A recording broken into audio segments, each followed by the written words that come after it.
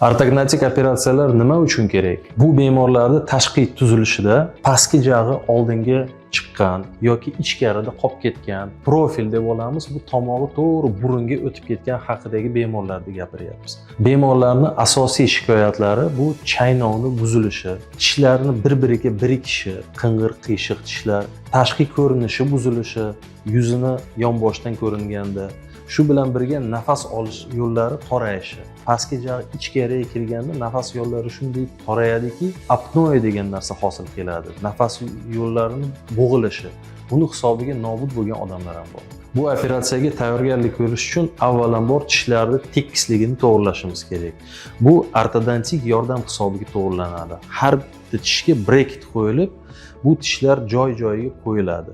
Buni hisobiga vaqtinchalik tishlam yana ham buzilib ketishi mumkin. Lekin shu holatda operatsiyaga to'g'ri tayyorgarlik bo'lishining daloli bu. Ortodontik davolash 1 yil, 1,5 yilgacha cho'zilishi mumkin. Orada xirurg bilan 2 marta ko'rishish kerak bo'ladi. Yangi qilingan gips modellar bilan. Tishlov to'g'rilangandan keyin operatsiya haqida suhbatlashsa bo'ladi. Hamma tayyorgarliklar tugagandan keyin jarrohlik jarayoniga o'tamiz. Bu yerda zamonaviy yordam ko'rsatish ortognatik operatsiya deyiladi. Ya'ni og'iz bo'shlig'i orqali kesmalar qilinib, jag'lar o'z o'rniga qo'yiladi. Agarda sizda shu yuqorida aytilgan nuqsonlar bo'lsa, Saif Proface klinikasida sizlarni kutib qolamiz.